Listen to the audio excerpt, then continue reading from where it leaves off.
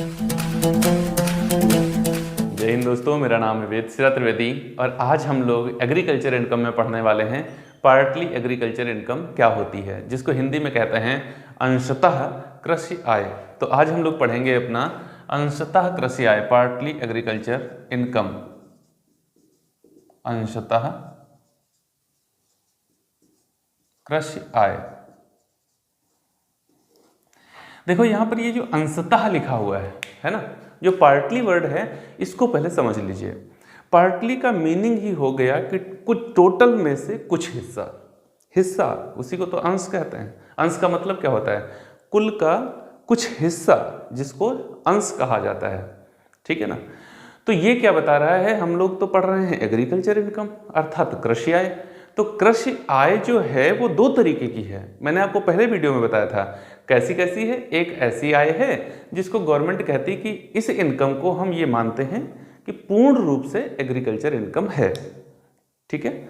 लेकिन कुछ इनकम ऐसी भी हैं जिनको गवर्नमेंट कहती है कि भाई देखो, इनको हम पूरा एग्रीकल्चर इनकम नहीं मान सकते, इनका कुछ हिस्सा ही हम एग्रीकल्चर इनकम मानेंगे और बाकी हिस्सा हम नॉन एग्रीकल्चर इनकम मानेंगे।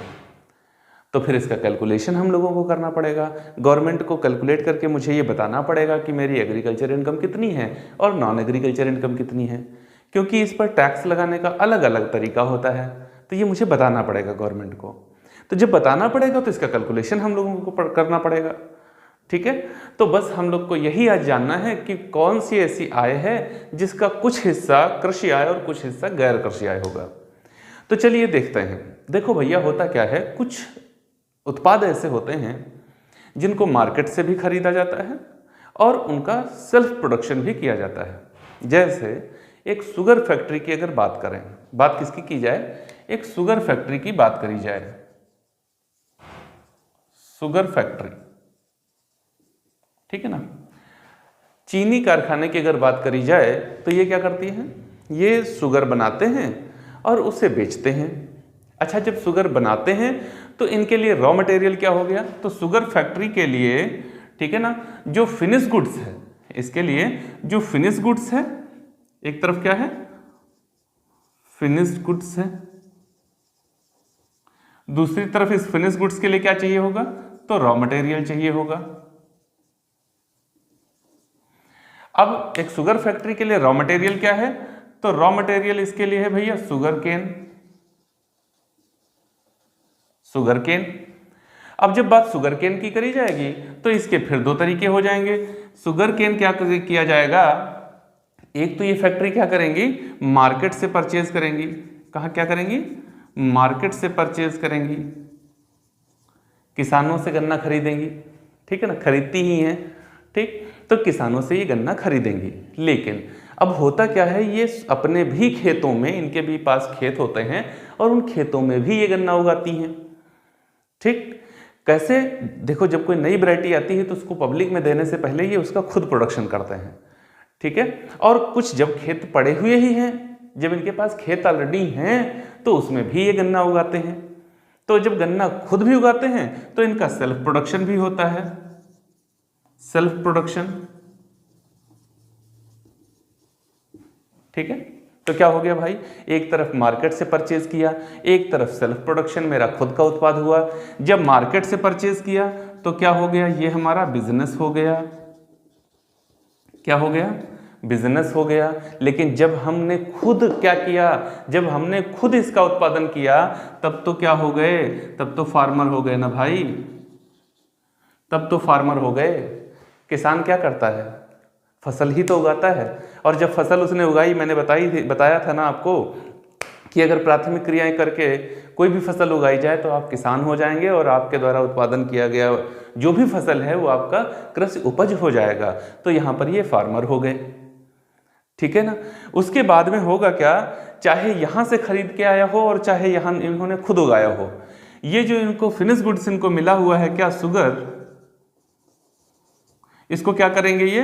तो इसकी बिक्री कर देंगे, है ना, इसको सेल कर देंगे। जब सेल करेंगे तो इनको क्या आ जाएगा? इस पर भैया इनको प्रॉफिट आ जाएगा। इस बिक्री पर क्या आएगा? इस पर प्रॉफिट आएगा। और जब जो प्रॉफिट आएगा उसमें कुछ हिस्सा इसका है और कुछ हिस्सा इसका है। कुछ हिस्सा इस प्रॉफिट में, कुछ हिस्सा ये है और कुछ हिस्सा ये है। कुछ हिस्से में व्यवसाय से वो लाभ आया था और कुछ में ये एज ए फार्मर इन्होंने उगाया था, तो इस वजह से इनकी बचत थी। तो हम लोगों को इस प्रॉफिट में पूरा का पूरा क्या करना है, इस प्रॉफिट में एग्रीकल्चर इनकम कितनी है, एग्रीकल्चर इनकम और नॉन एग्रीकल्चर इनकम। यहां पर आप देखें तो ये एक ग्राफ हमने बना दिया है जिससे आप बड़ी आसानी के साथ समझ सकते हैं कि क्या होती है पार्टली एग्रीकल्चर इनकम। ये इनकम जो इनको हुई है, ये इनकम जो यहां पर इनको हुई है, ये टोटल इनकम है।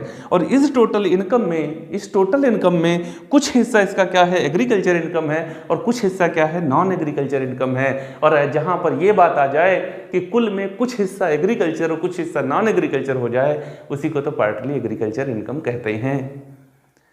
ठीक है, अब बात आती है, जैसे ये तो शुगर फैक्ट्री हो गई, तो यहाँ पर शुगर केन की बात करी हम लोगों ने। अगर कोई राइस फैक्ट्री है, धान से चावल बनाने का काम करती है, तो उसके लिए क्या उसका रॉ मटेरियल हो जाएगा, तो भैया राइस हो जाएगा उसके लिए, है ना। तो इसके लिए भी ये सेम प्रोसेस हो जाएगा। कोई फ्लोर मिल है, आटा मिल है, तो उसके लिए रॉ मटेरियल क्या होगा, गेहूँ उसके पास आएगा और उससे वो बनाएगा, अपना आटा बनाएगा, आटा मैदा जो कुछ भी बनाएगा उससे बनाएगा। तो बात आती है कि कैसे इसका निर्धारण करेंगे, इसका निर्धारण कैसे किया जाएगा। तो इसके दो तरीके होंगे। जब हम लोग एग्रीकल्चर इनकम में नॉन एग्रीकल्चर इनकम और एग्रीकल्चर इनकम को अलग अलग कर रहे होंगे, तो नॉन एग्रीकल्चर इनकम और एग्रीकल्चर इनकम को कैलकुलेट करने के दो तरीके होंगे। पहला कैसे कैलकुलेट किया जाएगा, देखिए प्रॉफिट क्या है। प्रॉफिट क्या है, ये जो फसल इन्होंने खुद उगाई है, ये जो फसल इन्होंने खुद उगाई है, इसकी क्या आई है, एक कॉस्ट आई है, cost of production. Cost of production, जो फसल इन्होंने खुद उगाई है उसकी कुछ लागत आई है। ठीक है ना, कितनी लागत, मान लो हम मान लेते हैं ये जो फसल इन्होंने उगाई है इसकी लागत आई है 5 लाख रुपया। ठीक, अब अगर ये मार्केट से खरीदते हैं और आसानी से मार्केट में वो वस्तु मिल जाती है जिसका इन्होंने उत्पादन किया हुआ है, तो ये मार्केट से भी खरीद सकते हैं। अगर मार्केट से ये उतना ही फसल खरीदते जितना इन्होंने खुद उगा लिया है, तो मान लो इनको 7 लाख रुपए में वो मिलता। कितने में खरीद के मिलता, 7 लाख रुपए में मिलता। तो 7 लाख रुपए में उसका मार्केट प्राइस क्या था, मार्केट प्राइस क्या था, 7 लाख रुपया। और हमने उगा लिया तो कितना लगा, 5 लाख रुपया। अगर मैं खुद ना उगाता, मार्केट से खरीदता, तो कितने में मिलता, 7 लाख रुपए में। जब मैंने उगाया तो 5 लाख रुपए। इसका मतलब है 2 लाख रुपए मेरे बचत के हो गए। मेरा प्रॉफिट कितना हुआ, 2 लाख रुपए का हुआ। लेकिन यह सिद्धांत तब लागू होगा जब यह वस्तु जिसका उत्पादन किया गया है वह आसानी से मार्केट में मिल जाती है तब। अगर वस्तु मार्केट में आसानी से नहीं मिलती, उसका मार्केट का भाव तय नहीं है, तो क्या किया जाएगा। अगर मार्केट में आसानी से मिल जाती है तब तो पिछले वर्षों का जो प्रीवियस ईयर का हमारा एवरेज प्राइस है उस वस्तु का, उसके आधार पर इसका कैलकुलेशन कर लिया जाएगा। मैं इस वीडियो के बाद में आपको इसका एक न्यूमेरिकल क्वेश्चन करा दूंगा जिससे आपको चीज़ें बहुत आसान हो जाएंगी। ठीक है, तो अगर मार्केट में आसानी से मिल रही है तो मार्केट रेट डिसाइड करने में कोई प्रॉब्लम नहीं, उसके आधार पर इसका कैलकुलेशन कर लिया जाएगा। लेकिन अगर मार्केट में नहीं मिलती है तो, अगर मार्केट में नहीं मिलती है तो फिर क्या किया जाएगा। तो अगर मार्केट में वस्तु सही हमको नहीं मिल पाती है, वस्तु मार्केट में आसानी से नहीं मिल पाती, तो उसका मूल्यांकन कैसे किया जाएगा। तो उसका मूल्यांकन कैसे किया जा सकता है, यहां आप देख लीजिएगा। सबसे पहले क्या होगा, जब हम लोग ने प्रोडक्शन किया है तो उसकी कुछ कॉस्ट आई है, तो उसको क्या कहेंगे, कॉस्ट ऑफ प्रोडक्शन। मान लो हमने जब माल उगाया, जब फसल हमने उगाई है तो कितना रुपया लगा है मेरा, 4 लाख रुपया लगा है। फिर उसके बाद में लैंड रेवेन्यू, उस भूमि का किराया भी तो कुछ होगा। अगर मैंने किराए पर, अगर मैंने लीज पर भूमि ली है तो उसका किराया भी कुछ लगा हुआ है, तो उस किराए को भी ऐड कर लीजिए। मान लो 1 लाख रुपया मैंने उसका किराया दिया हुआ है। ठीक है, और तीसरे नंबर पर इसमें ऐड करते हैं, इसमें तीसरे नंबर पर ऐड कर लेते हैं प्रॉफिट, या प्रॉफिट को कहें estimated profit.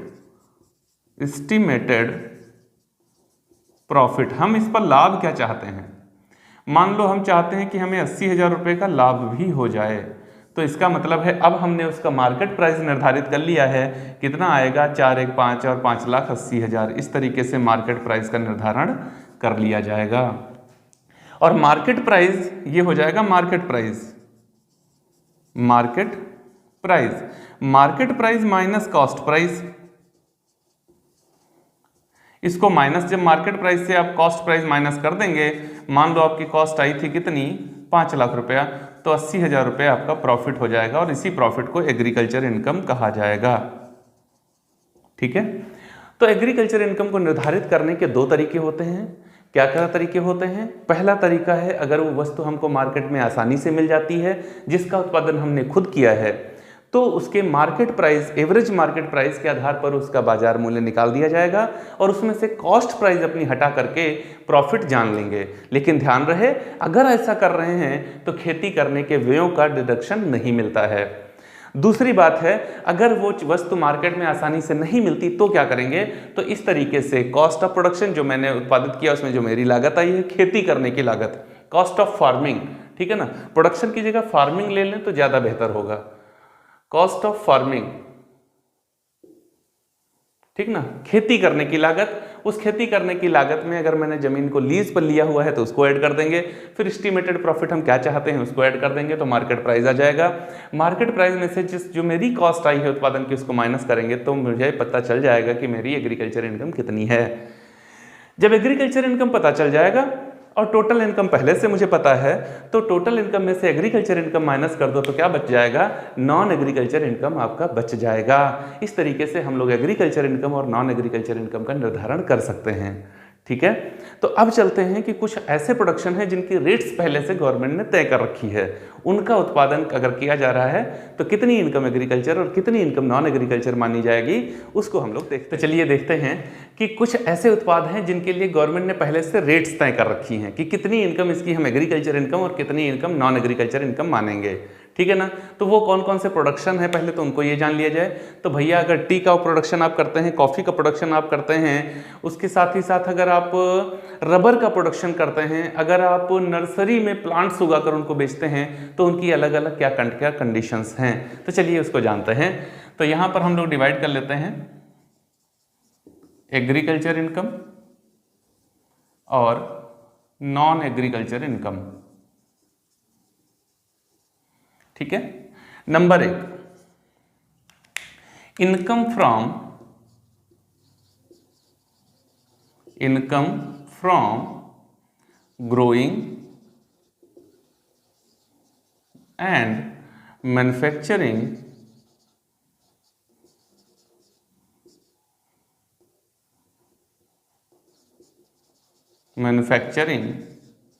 Of T. T का प्रोडक्शन करता है, चाय का उत्पादन करता है और उसको बेचता है, चाय का उत्पादन करता है और उसको बेचता है। तो गवर्नमेंट कहती है देखो भाई, अगर आप चाय का उत्पादन करके इसको बेच रहे हो तो हम इसकी 60% इनकम को तो एग्रीकल्चर इनकम मानेंगे, लेकिन 40% इनकम को क्या मानेंगे? नॉन एग्रीकल्चर इनकम मानेंगे। अब मान लो कोई व्यक्ति है और उसने 5 लाख रुपए की चाय बना करके उसको बेचा है, तो भैया 5 लाख रुपए में से 3 लाख रुपए एग्रीकल्चर इनकम और 2 लाख रुपए नॉन एग्रीकल्चर इनकम हो जाएंगे। इसमें किसी कैलकुलेशन की जरूरत नहीं है, बस ये रेट आपको पता हो, निर्धारण आप कर सकते हैं। ठीक है, चलिए नंबर 2 पर देखते हैं, income from growing and manufacturing of coffee. Income from growing and manufacturing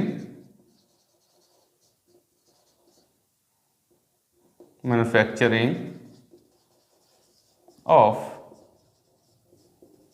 coffee. इसके साथ ही साथ लगा देते हैं कर्ड, संसाधित करके। ठीक है ना, क्योंकि कॉफी जैसे उगाई जाएगी वैसे नहीं बेची जाएगी, उसको संसाधित करना पड़ता है, अर्थात उसको थोड़ा शुद्ध करना पड़ता है। तो शुद्ध करके उसको केवल क्या किया गया? कर्ड करके, केवल शुद्ध करके उसको बेच दिया जाता है। इस कंडीशन में गवर्नमेंट कहती है कि अगर तुमने ऐसा किया है तो हम क्या करेंगे भैया, इसका 75% तो एग्रीकल्चर इनकम मानेंगे और 25% नॉन एग्रीकल्चर इनकम मानेंगे। ठीक ना, 75% एग्रीकल्चर और 25% नॉन एग्रीकल्चर इनकम मानेंगे। बात समझ में आ रही है? ठीक है, तीसरे नंबर पर चलें, यही है, सेम यही चीज है, income from growing and manufacturing of T. Income from growing and manufacturing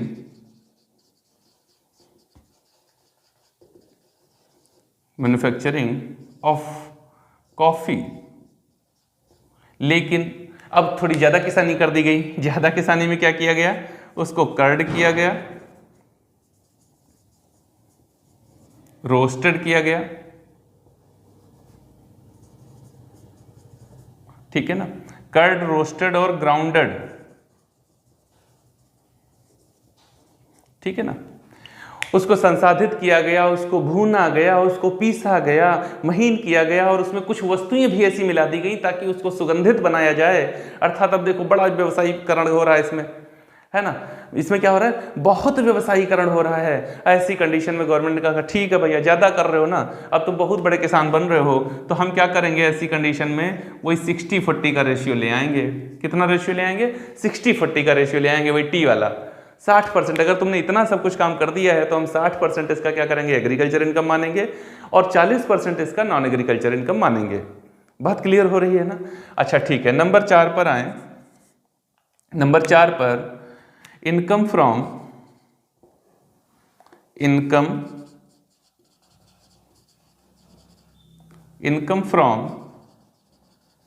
growing and manufacturing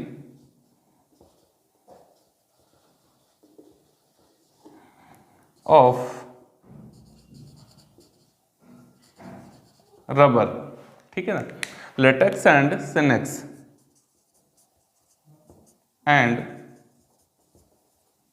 सिनेक्स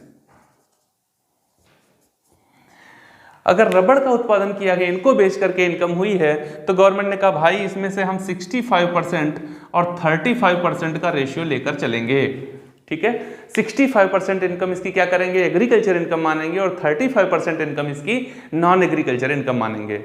अगर किसी नर्सरी में पौधे उगाकर उनको बेचा जा रहा है, किसी नर्सरी में पौधे उगाकर उनको बेचा जा रहा है, तो इसमें जितनी उसकी लागत आती है उसको हटाकर बाकी पूरी की पूरी इनकम एग्रीकल्चर इनकम मानी जाती है, क्योंकि पौधे उगाने के लिए आपको वही क्रियाएं करनी पड़ेंगी जो क्रियाएं करके आपने क्या किया था, कृषि करी थी। आपको भैया खेत की जुताई करनी पड़ेगी, उसमें बीज डालना पड़ेगा, उसमें पानी देना पड़ेगा, उसकी देखभाल करनी पड़ेगी, उसकी मरम्मत करनी पड़ेगी, फिर जाके आपको फसल मिलेगी। तो इसके लिए वही प्रोसेस होगा जो एग्रीकल्चर इनकम में होता था, ठीक।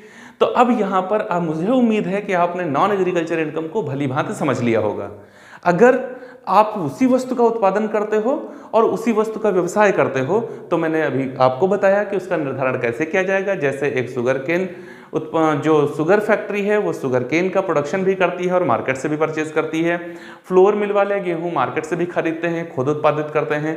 राइस मिल वाले धान खुद भी उत्पादित करते हैं और मार्केट से भी खरीदते हैं। तो उसका निर्धारण कैसे किया जाएगा।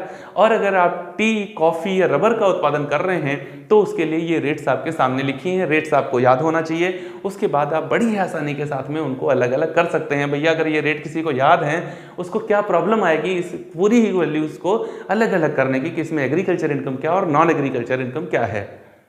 तो उम्मीद है आपने भली भांति इसको समझ लिया होगा, ठीक है। और इसके बाद में जो मैं अगला वीडियो आपको दूंगा उसमें एक एग्रीकल्चर इनकम से रिलेटेड नॉन एग्रीकल्चर इनकम और एग्रीकल्चर इनकम का एक न्यूमेरिकल क्वेश्चन मैं आपको करवाने वाला हूं, जिससे चीज़ें आपको बड़ी आराम से क्लियर हो जाएंगी। यदि ये वीडियो आपको अच्छा लगा तो इसे लाइक करें, अपने दोस्तों के साथ में साझा करें। अपना स्नेह देने के लिए और इस वीडियो को पूरा देखने के लिए आप सभी का बहुत बहुत धन्यवाद। जय हिंद दोस्तों।